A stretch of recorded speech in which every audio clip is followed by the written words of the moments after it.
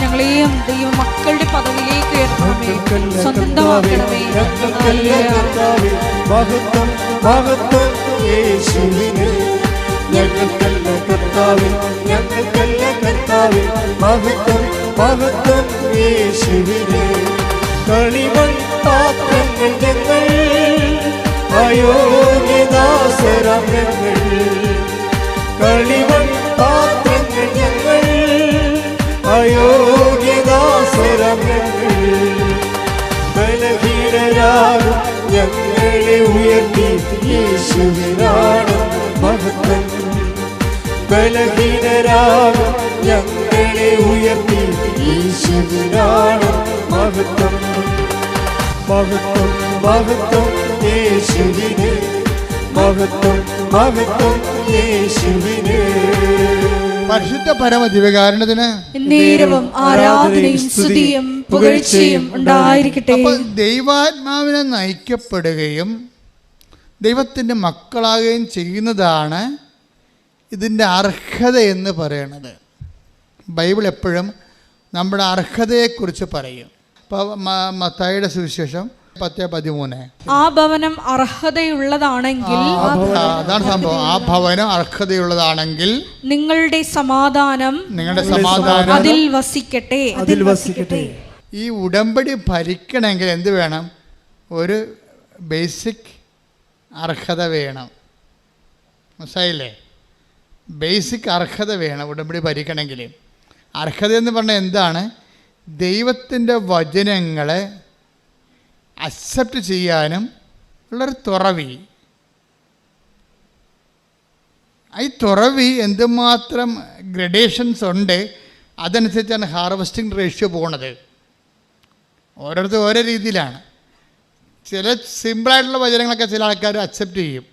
ഇത്തിരി കട്ടിയുള്ള വചനങ്ങൾ വരുമ്പോൾ അവർ നമ്മുടെ ഈ മണ്ണിൽ കൂടി പോണ വണ്ടി പോലെ പമ്മി നിൽക്കും. അതിന് ബൈബിൾ പറയണത് കേൾക്കാൻ ചെവിയുള്ളവൻ കേൾക്കട്ടെ എന്നാണ്. കേൾക്കാൻ ചെവിയുള്ളവൻ 13:9 ശ്രുതികട ഹല്ലേലൂയ ഹല്ലേലൂയ ഹല്ലേലൂയ ഹല്ലേലൂയ യേശുവേ നന്ദി ഹല്ലേലൂയ ഹല്ലേലൂയ ഹല്ലേലൂയ 13:9 ചെവിയുള്ളവൻ കേൾക്കട്ടെ. ചെവിയുള്ളവൻ കേൾക്കട്ടെ. അപ്പോൾ നമ്മൾ ചെവിയുണ്ട്, എനിക്ക് ചെവി കുഴപ്പമൊന്നുമില്ല എന്ന് പറയും. ഞാൻ അങ്ങനെ ഒരു ചെവി കേൾക്കണ ഉപകരണം വെച്ച് നടക്കുകയല്ല. ജന്മന എനിക്ക് ചെവിയുള്ള ആളാണ്. ബൈബിൾ അംഗീകരിക്കത്തില്ല, നിൻ്റെ ഈ ചെവി അംഗീകരിക്കത്തില്ല. ബൈബിള് 13:9 പറഞ്ഞിരിക്കുന്ന കേൾക്കാൻ ചെവി എന്ന് പറയുന്നത് കർത്താവിൻ്റെ വചനങ്ങളെ അനുസരിക്കാനുള്ള കപ്പാസിറ്റിയാണ്, അർഹത. ഇതിന് അർഹത എന്ന് പറയുന്നത്. എൻ്റെ മക്കളെ, നിങ്ങളുടെ ഇപ്പം ചിലർ പറയില്ല, അതായത് ഇപ്പം ഞാൻ ചില ഈ ആൾക്കാരെ വരുന്ന ചില ക്യാൻസർ കല്യാണക്കാരോട് പറയും, മോനെ 27 മുതൽ 54 വരെ ദിവസങ്ങൾ ഓക്കെ വന്ന് സാക്ഷ്യം പറഞ്ഞോളാൻ പറയും. എന്താ കാര്യം? അതൊരു മെസ്സേജാണ്. അല്ലെങ്കിൽ അവർ പറയും ലിവറിന് കേടാണ്, വയറിൽ വെള്ളം കുത്തിയെടുക്കുകയാണ്, ഒരു ദിവസം 1 ലിറ്റർ കുത്തിയെടുക്കുമെന്ന് പറയുമ്പോൾ അപ്പോൾ അവരുടെ തലയിൽ പറയും സാക്ഷ്യം പറഞ്ഞോളൂ കേട്ടാന്ന് പറയും. എന്താ കാര്യം? ഒരു അഭിവാദനം മതി. ശരിക്കും പറഞ്ഞാൽ ഒരു അഭിവാദനം, നീ സൗഖ്യമാകട്ടെ എന്ന് ഈ വചനത്തിൻ്റെ ഒരു പ്രശ്നം എന്ന് പറയുന്നത്, വചനവും സാധാരണ ഈ പത്രവാർത്തയില്ലേ, വാർത്തകളിലൊക്കെ വരുന്ന വചനമില്ലേ, അതും നമ്മൾ പത്രവാർത്ത വായിക്കും, ബൈബിൾ വായിക്കും. ഡിഫറൻസ് എന്താണെന്ന് നിങ്ങൾ അറിയണം. ഒന്നാമത്തതിൽ പത്രവാർത്ത നമ്മൾ വായിച്ച് മാറ്റുന്നു. ആ വാർത്ത കഴിയുമ്പോൾ ആ വാർത്ത കഴിഞ്ഞു. അപ്പോൾ കഴിയുമ്പോൾ അത് പിന്നെ പാസ്റ്റ് ടെൻസായി മാറുമ്പോൾ അത് ചത്തുപോകും. ആ വാർത്ത ചത്തുപോകും, ആ ന്യൂസ് ചത്തുപോകും, പ്രസക്തമല്ലാതെ വരും. പക്ഷേ ദൈവവചനം അങ്ങനെയല്ല. ഇത് കാലം ചെല്ലുന്തോറും ഇത് പ്രസക്തി കൂടിക്കൊണ്ടേയിരിക്കും.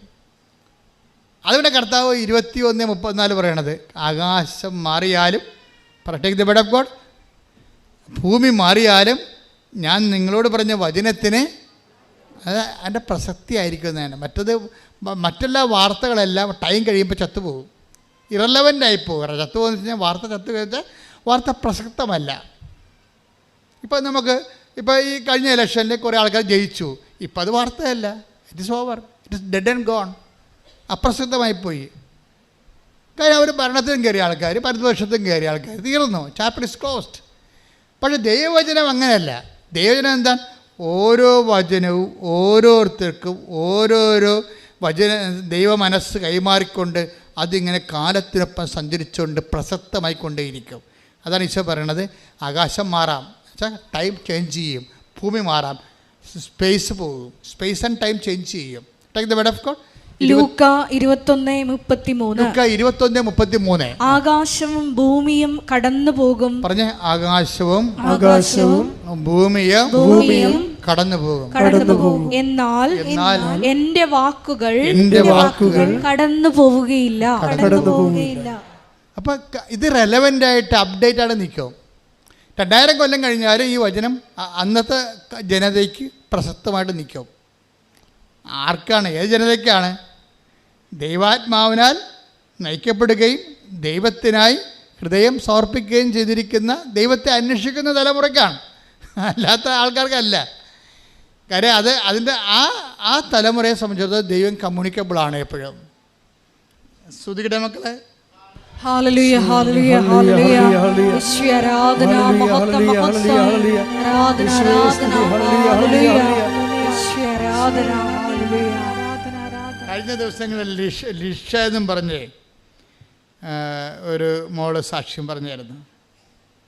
ലിഷ ജംഗ്ഷൻ കവനൻ്റിലാണ് ആള്. കാര്യം കമ്മ്യൂണിക്കേഷനുണ്ട് ദൈവവുമായിട്ട്. ഇത് കവനത്തെ ഉടമ്പടിയിലാണ് ദൈവമായിട്ട് കമ്മ്യൂണിക്കേഷനുണ്ട്. അതായത് സംഭാഷണമൊക്കെ ഉണ്ട്. അതെങ്ങനെയാണെന്ന് വെച്ച് കഴിഞ്ഞാൽ അവൾ 3 പ്രാവശ്യം ആസ്ട്രേലിയ പോകാൻ വേണ്ടി ലിഷ ഏജൻറ്റിൻ്റെ അടുത്ത് പൈസ കൊടുക്കും. ഏജൻറ്റിൻ്റെ അടുത്ത് അവളുടെ ബയോഡേറ്റ എല്ലാം കൊടുക്കും, മാർക്കിസ്റ്റൊക്കെ എല്ലാം കൊടുക്കും. 3 പ്രാവശ്യവും ആദ്യം കൊടുത്തു, അത് ക്യാൻസലായി. പിന്നെയും ലിഷ കൊടുക്കും, ക്യാൻസലാകും. 3ാമതും കൊടുത്ത്. അപ്പോൾ ഒരു കൊല്ലം മുഴുവനും, ഒരു കൊല്ലം കൊണ്ടാണ് 3 പ്രാവശ്യം ആസ്ട്രേലിയൻ വിസ കിട്ടാൻ വേണ്ടി, പഠിക്കാൻ വേണ്ടി കൊടുക്കണത്. 3 പ്രാവശ്യം ആ ക്യാൻസലായിട്ട് വേസ്റ്റ്, ഒരു വർഷം വേസ്റ്റായി. വേസ്റ്റ് കഴിഞ്ഞപ്പോൾ അവർക്ക് ഭയങ്കര സങ്കടമായി. എന്താ വേസ്റ്റാകാൻ കാരണം വെച്ച് കഴിഞ്ഞാൽ അതായത് ഫണ്ട് വെക്കാൻ കാണിക്കാൻ പറയും. സെക്യൂരിറ്റി 6 മാസത്തെ സെക്യൂരിറ്റി ഫണ്ട് കാണിക്കാൻ പറയും. 6 മാസം നിങ്ങൾ 6 മാസത്തെ സ്വന്തം അക്കൗണ്ടിൽ പണം ഉള്ളത് കാണിക്കാൻ പറയും. അപ്പോൾ സ്വന്തം അക്കൗണ്ടിൽ പണമില്ല. പണമില്ലാത്തതിന് അപ്പോൾ പറയും നിങ്ങൾ അതിന് പകരം ലോൺ എടുക്കാൻ പറയും. പക്ഷേ ലിഷയ്ക്ക് ലോൺ എടുക്കാൻ പറ്റത്തില്ല. എന്താ കാര്യം? ആങ്ങളൊക്കെ ലോൺ എടുത്തിട്ടുണ്ട്. ആങ്ങള ആസ്ട്രേലിയയിലാണ്, വീടും പറമ്പും അവന് വേണ്ടി പണയം വെച്ചിരിക്കുകയാണ്. അപ്പോൾ ബാങ്കുകാർ പറയും നിങ്ങൾ കടപ്പെടുത്തിയിരിക്കുകയാണ്, ആങ്ങളയ്ക്ക് വേണ്ടി കടപ്പെടുത്തിയാണ്, ആ കടങ്ങൾ നിൽക്കുകയാണ്, അതുകൊണ്ട് നിങ്ങൾക്ക് തരാൻ പറ്റിയില്ലെന്ന് പറയും. പിന്നെ വേറെ ഏജൻറ്റുമാർ പറയും അതൊന്നും കുഴപ്പമില്ല, ഞങ്ങൾ ശരിയാക്കി തരാൻ പറഞ്ഞ് ഇവർ വാങ്ങിച്ചുകൊണ്ട് പോകും. എന്തിനാണ് കാര്യം? അവർക്കറിയാം ഈ പോകാൻ വേണ്ടി നിൽക്കുന്ന ആൾക്കാർ കിഡ്നി വിറ്റെങ്കിലും പോകുമെന്നറിയാം. അതുകൊണ്ട് ഏജൻറ്റുമാരല്ല. പിന്നെയും കാശ് വെക്കയുടെ കാര്യം പറയുമ്പോൾ ഏജൻറ്റുമാർ കാശ് കൊടുക്കാൻ സമയമായി, അതിൻ്റെ അത് അക്കൗണ്ടിൽ പൈസ കാണിക്കണമെന്ന് പറയുമ്പോൾ ലിഷ അവർ പൈസ ഒന്നും ഇല്ലെന്ന് പറയും. അപ്പം അങ്ങനെ പോകും. അങ്ങനെയാണ് 3 പോയി.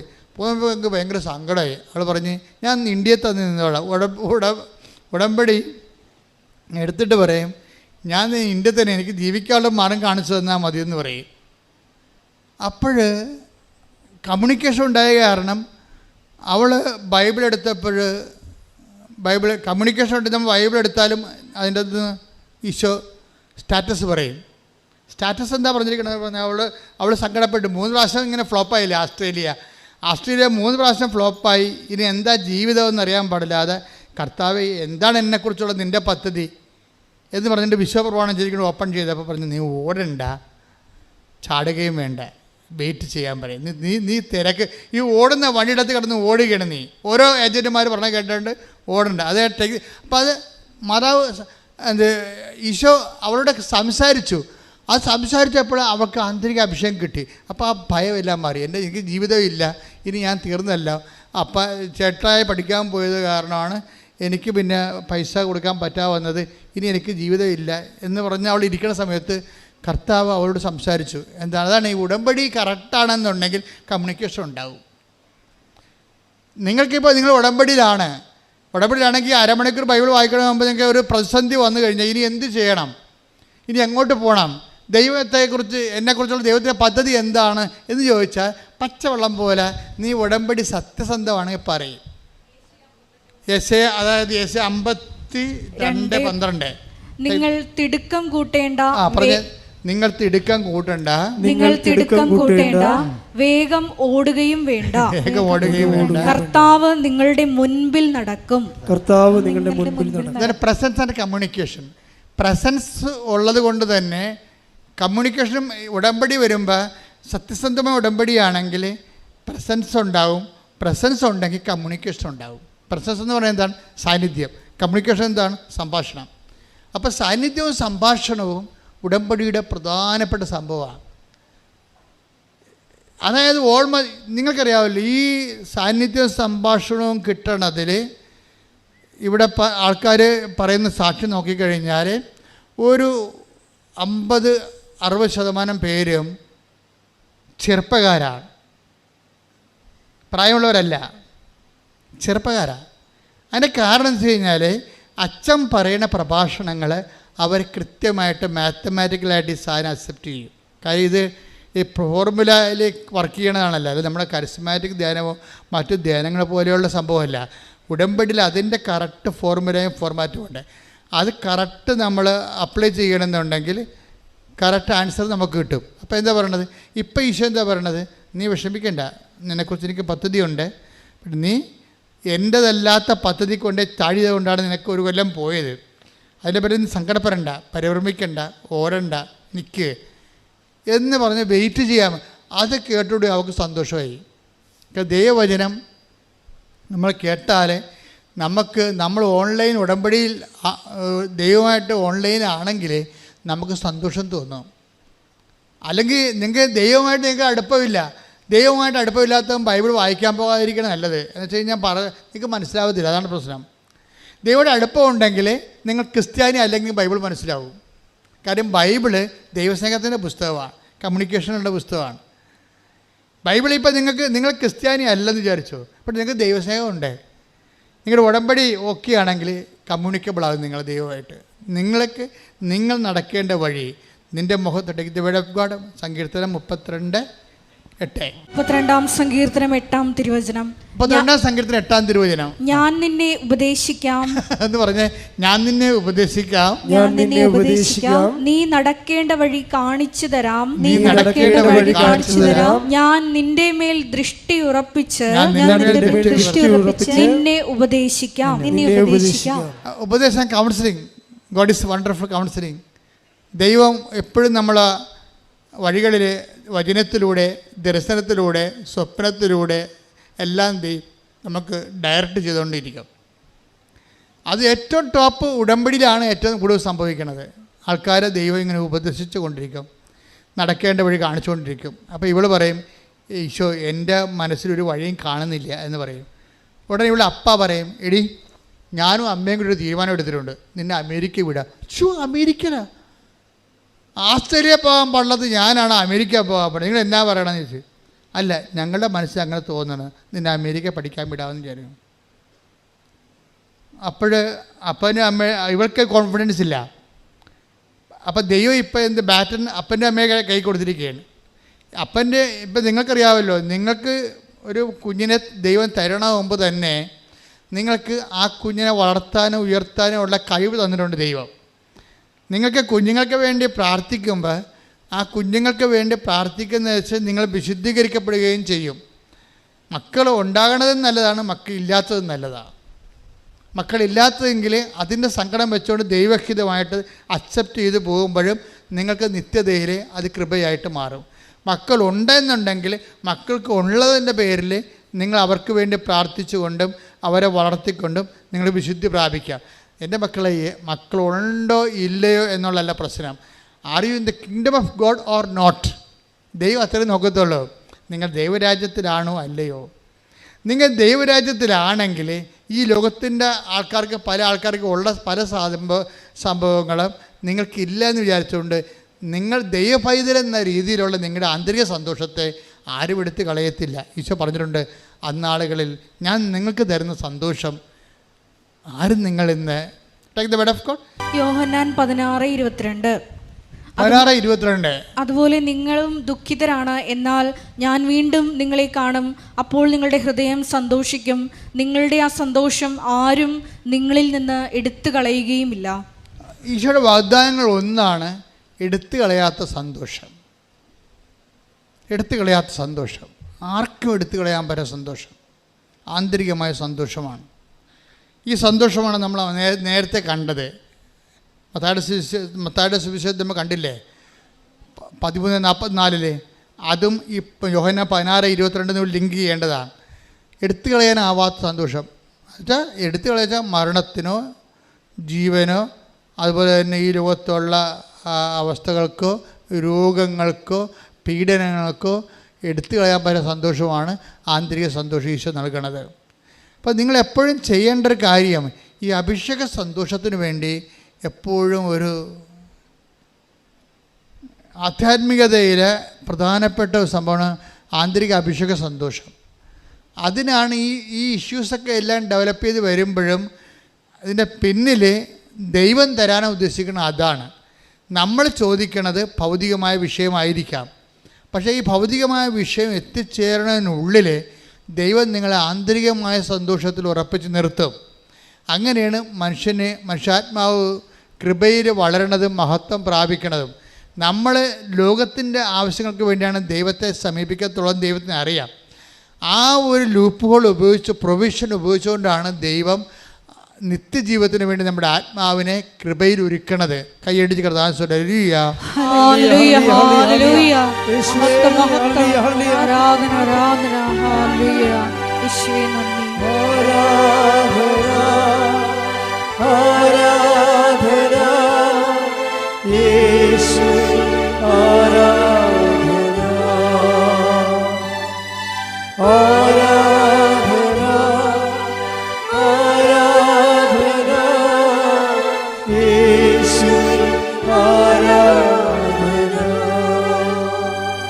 ഇപ്പം ഈ നീ ഓടണ്ട, ധൃതിക്ക് ഓടണ്ട, നീ വ്യഗ്രത കാണിക്കേണ്ടതെന്ന് അവളോട് കമ്മ്യൂണിക്കേറ്റ് ചെയ്തപ്പോഴേ ഇവൾ ഓക്കെ ആയി.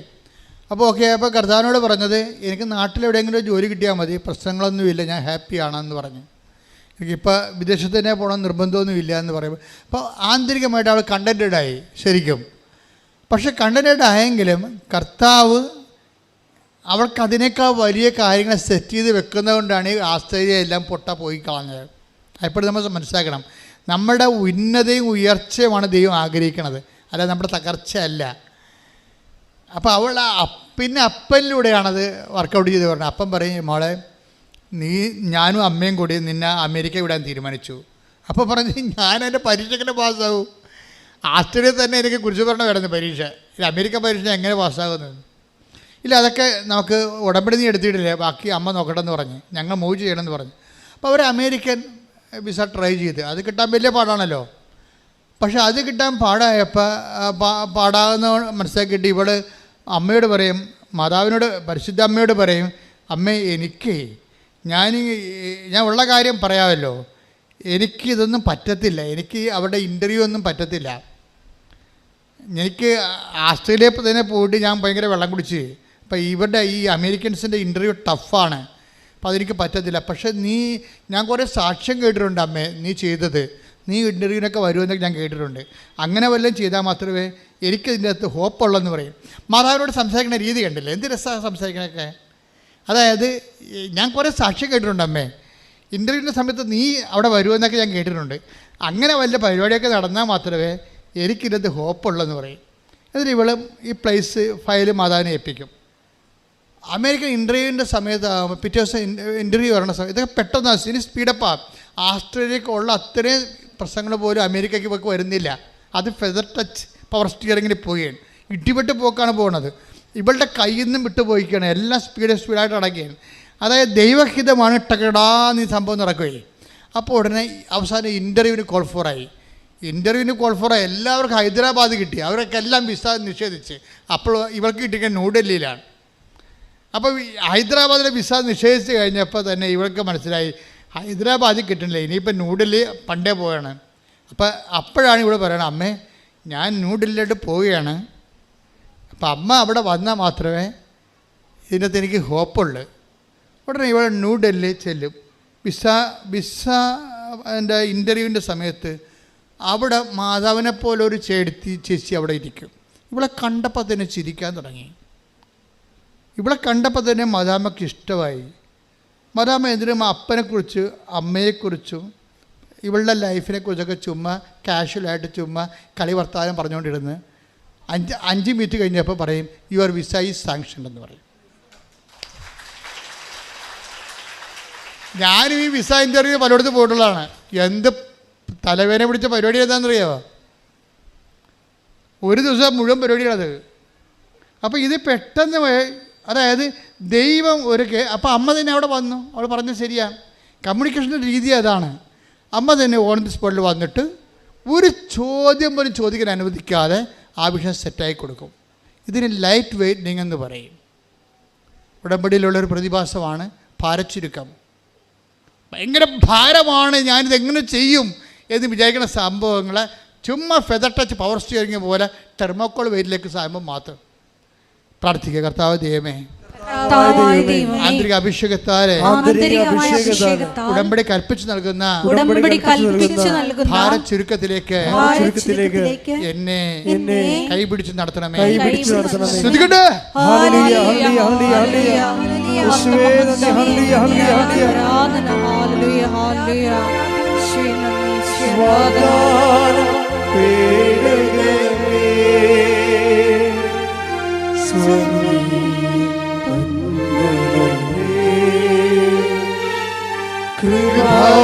കൃപാസനത്തിൻ്റെ അമ്മേ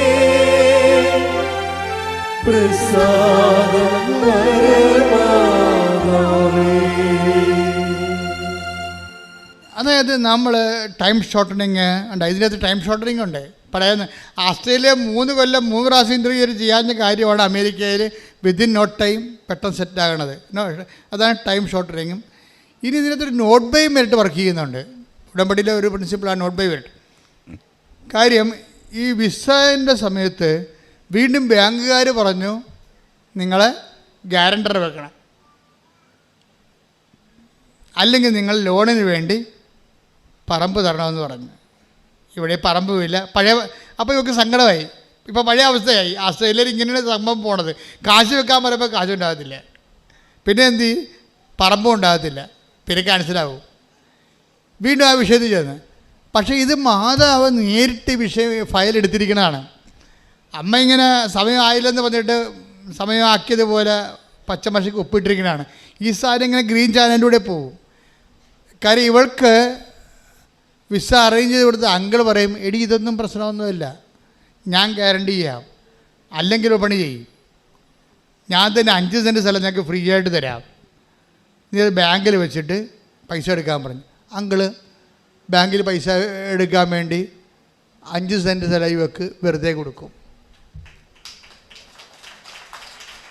അപ്പം നിങ്ങൾ ചിന്തിക്കേണ്ടത്, ഒരു സംഭവം ഈ പണമില്ലാത്തത് കൊണ്ടാണ് ഇത്രയും നാളെല്ലാം തകർന്നത്. അതാണ് മെറിറ്റില്ല, അതുകൊണ്ട്. അപ്പോൾ നോട്ട് ബൈ മെറിറ്റ്, പിന്നെ ഉള്ളത് ബട്ട് ബൈ ഗ്രേസാണ്. ഗ്രേസ് എന്ന് പറയുമ്പോൾ നമ്മൾ വിചാരിക്കാത്ത ഇടങ്ങളിൽ നിന്ന് നമ്മളെ സപ്പോർട്ട് ചെയ്ത് സഹായം ദൈവം, നമ്മൾ ചിന്തിക്കത്തില്ല, ആലോചിക്കത്തില്ല. എവിടുന്ന് സഹായം വരും എന്ന് ചോദിച്ചു കഴിഞ്ഞാൽ ബൈബിൾ പറഞ്ഞ ഒറ്റ ഉത്തരവേ ഉള്ളൂ. എന്താണ്?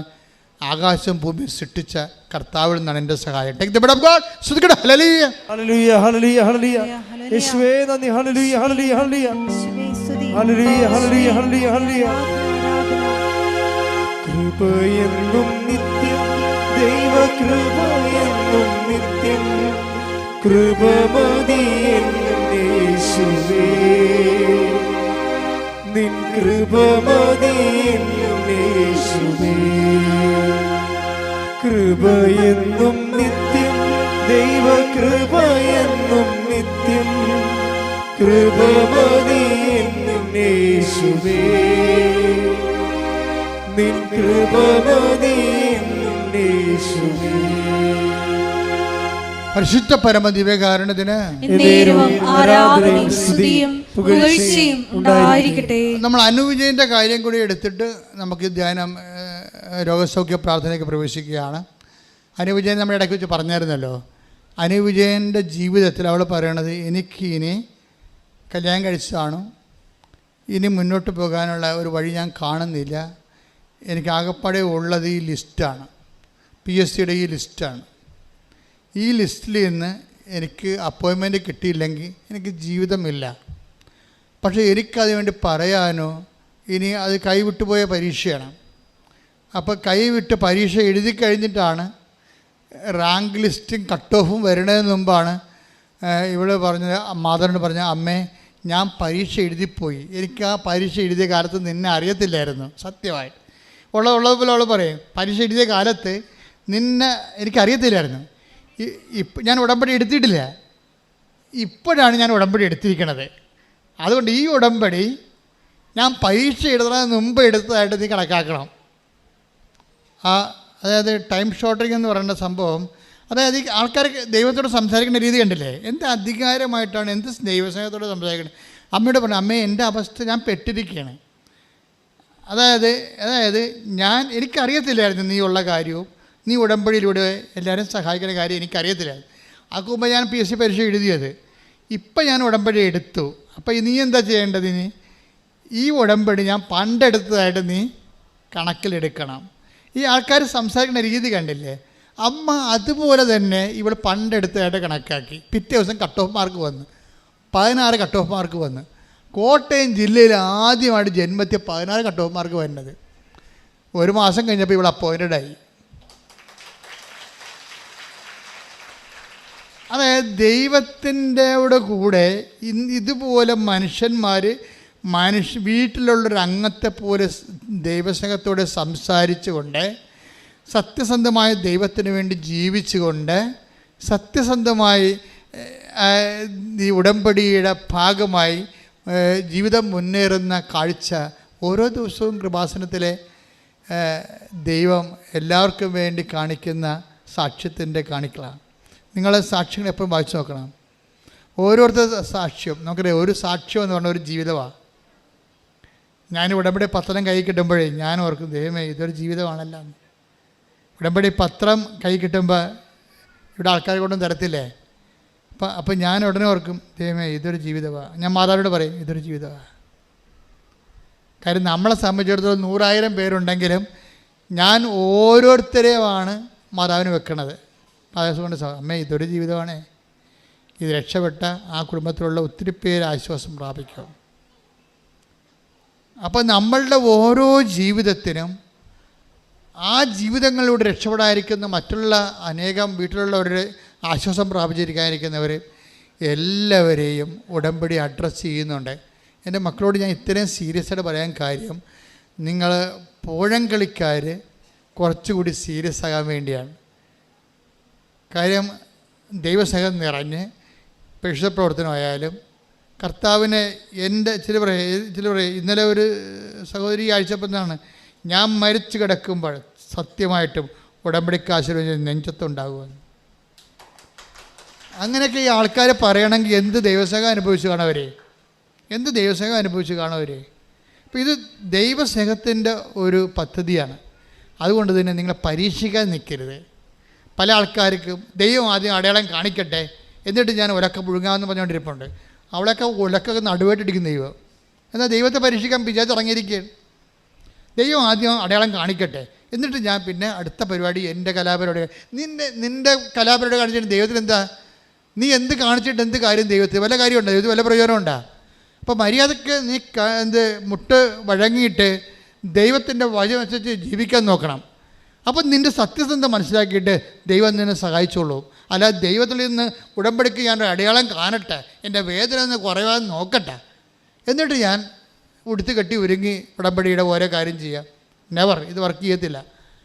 ദൈവത്തെ പരീക്ഷിക്കാൻ വന്ന മറ്റൊരു പിശാചായിട്ട് ദൈവം നിന്നെ കാണത്തുള്ളൂ. എന്തിനാണ് ഉടമ്പടി എടുത്ത് പണി മേടിക്കണത്? അപ്പോൾ മര്യാദക്ക് പഴയ മനുഷ്യൻ ഉരിഞ്ഞു നിൽക്കണം. ചുമ്മാ ഉരിഞ്ഞിട്ട് കാര്യമില്ല, അവൻ്റെ ചെയ്തികളോടുകൂടി. Take the blood of God. ശ്രദ്ധിക്കട്ടെ. ഹല്ലേലൂയ ഹല്ലേലൂയ ഹല്ലേലൂയ ഹല്ലേലൂയ യേശുവേ നന്ദി. ഹല്ലേലൂയ ഹല്ലേലൂയ. കൊളോസിയൻസ് 3:9. പഴയ മനുഷ്യനെ അവന്റെ ചെയ്തികളോട് കൂടെ നിഷ്കാസനം ചെയ്യുവിൻ. അടുത്ത വചനം എന്താ? സമ്പൂർണ്ണ ജ്ഞാനം കൊണ്ട് സൃഷ്ടാവിന്റെ പ്രതിച്ഛായയ്ക്ക് അനുസൃതമായി നവീകരിക്കപ്പെടുന്ന പുതിയ മനുഷ്യനെ ധരിക്കുവിൻ. അപ്പോൾ സൃഷ്ടാവിൻ്റെ പ്രതിച്ഛായക്ക് എന്ന് പറയുമ്പോൾ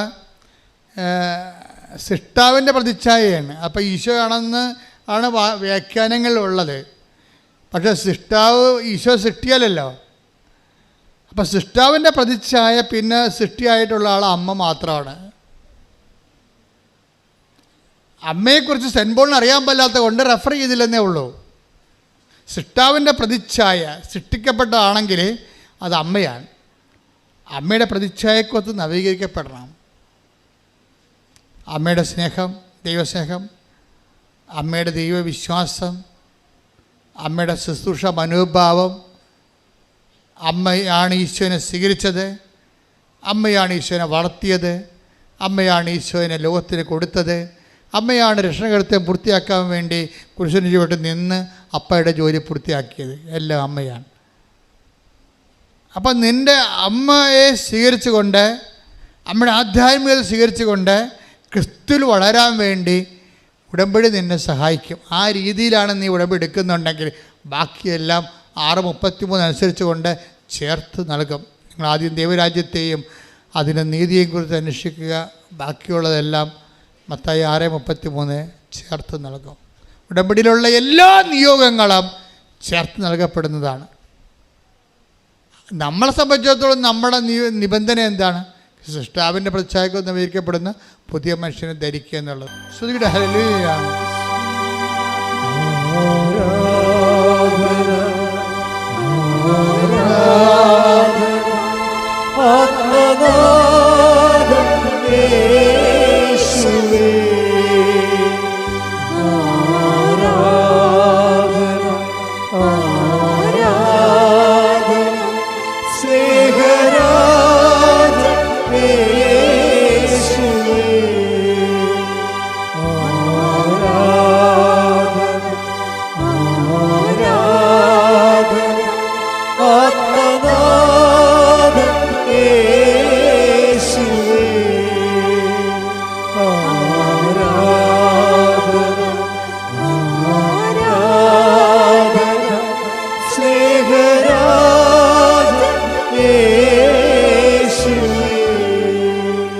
പരിശുദ്ധ പരമദിവ്യകാരുണ്യത്തിന്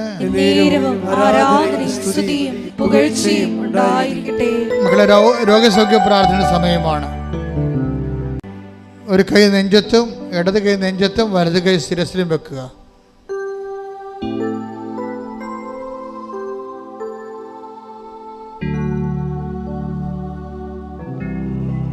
ഈ നിമിഷം ഞാൻ സുഖപ്പെടും. കർത്താവ് മാതാവിൻ്റെ മധ്യസ്ഥത്തിൽ ഈശോ എന്നെ സുഖപ്പെടുത്തും. ഇന്ന് ഓൺലൈനിലുള്ളവരും മനസ്സിൽ വിചാരിക്കുക, രക്തസ്രാവക്കാരി രോഗി അവൻ്റെ വസ്ത്രത്തിലെങ്കിലും ഒന്ന് തൊട്ടാൽ താൻ സുഖപ്പെടുമെന്ന് ഉള്ളിൽ വിചാരിച്ചിരുന്നു. രോഗസൗഖ്യ പ്രാർത്ഥനയുടെ അടിസ്ഥാന യോഗ്യത ഉള്ളിൽ വിചാരിപ്പാൻ. ഞാനിപ്പോൾ സുഖപ്പെടും എന്ന് ഉള്ളിൽ വിചാരിക്കണം. കർത്താവേ, നിന്റെ ഉന്നതമായ നാമത്തിന് സ്വസ്ഥം ചെയ്യുന്നു. ശ്രുതികടെ ഹല്ലേലൂയ. കർത്താവേ, നിന്റെ ഉന്നതമായ നാമത്തിന് സ്വസ്ഥം ചെയ്യുന്നു. കർത്താവേ, നിന്റെ വിശുദ്ധ പൗരോഹിത്യത്തെ മഹത്വപ്പെടുത്തണമേ. കർത്താവേ, സഭയിലുള്ള സാന്നിധ്യം പ്രകടമാക്കണമേ. 38 വർഷം ഞാൻ അർപ്പിച്ച കൃപാനയുടെ യോഗ്യതയാൽ കൃപാസ്ഥാനത്താറെ ജീവനോടെ പ്രത്യക്ഷപ്പെട്ട പരിശുദ്ധ അമ്മയുടെ മാധ്യസ്ഥത, കർത്താവേ, നിന്റെ തിരുമുറുപാർന്ന് വലതുകരം ആണിപ്പെടുതാർന്ന് അത്ഭുതകരം അടിപ്പിടർ പോലെ വൈദാഖാലം പോലെ ദൈവിക ശക്തി ഉച്ചമുതൽ ഉള്ളംകാലം വരെ പ്രസരിക്കട്ടെ. മാരക രോഗങ്ങള്, തീരാവേദികള് യേശുവിന്റെ നാമത്തില് മാറിപ്പോകട്ടെ. ശ്രുതിക്കട്ടെ. ഹല്ലേലൂയ, ഹല്ലേലൂയ, ഹല്ലേലൂയ, ഹല്ലേലൂയ.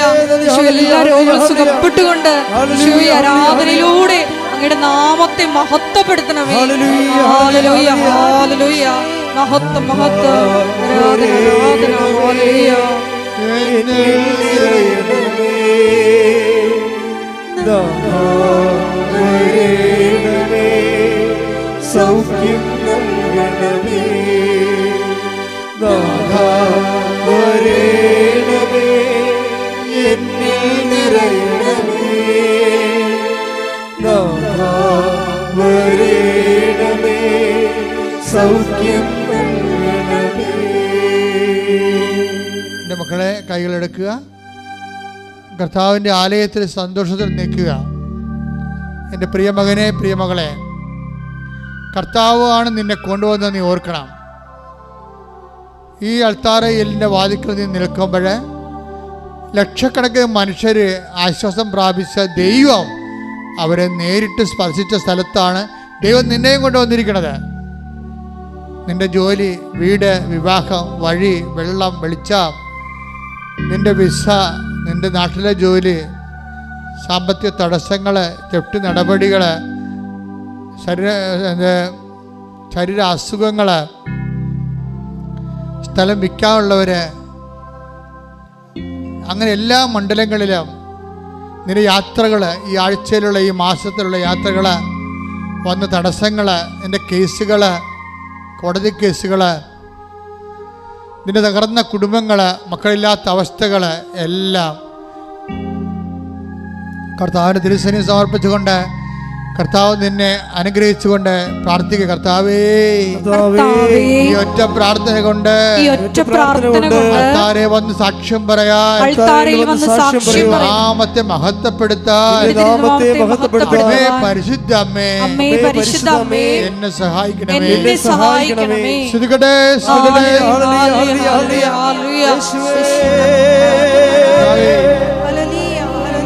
ഉന്നതമായ നാമത്തെ സ്വന്തം ചെയ്ത് കർത്താവേ,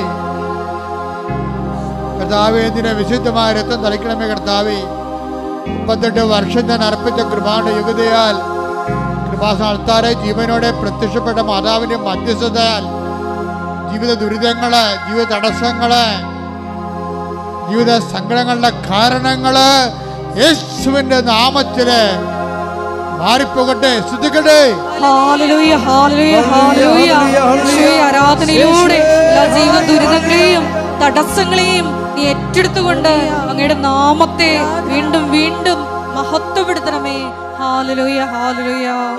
മുട്ടേ നിൽക്കുക, കൈകൾ കൂപ്പി കർത്താവിനെ നോക്കി മുട്ടേ നിൽക്കുക. വ്യക്തിപരമായ ആവശ്യങ്ങൾക്ക് വേണ്ടി മൗനമായി പ്രാർത്ഥിക്കുക.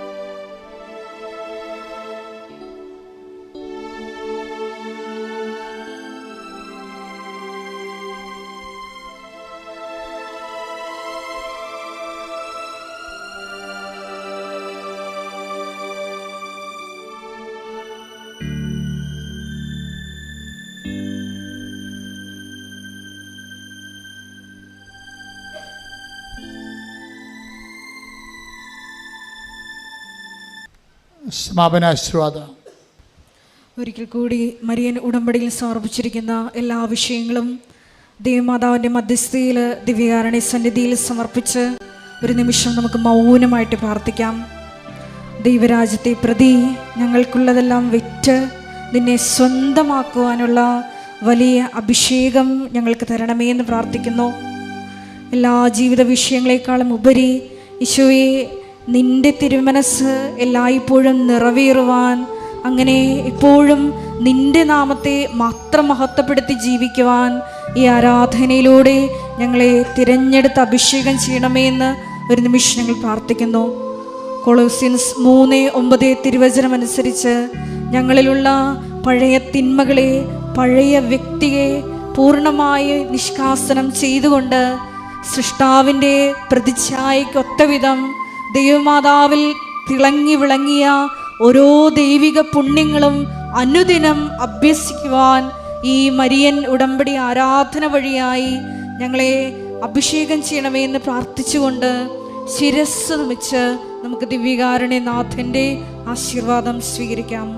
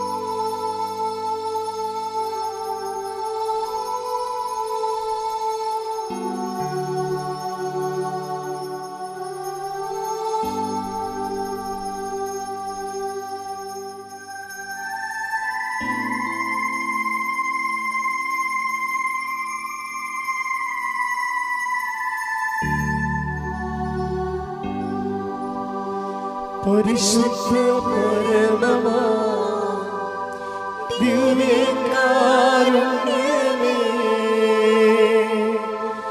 എന്നുമെന്നും അങ്ങേക്ക് ആരാധന. പരിശുദ്ധ പരമമാ ദിവ്യകാരുണ്യമേ, എന്നുമെന്നും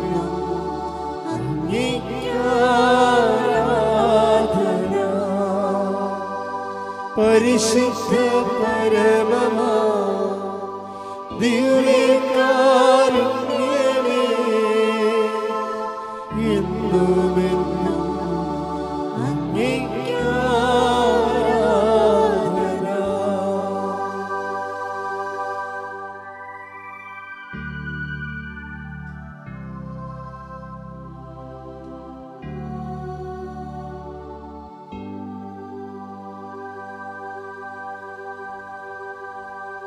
Amen.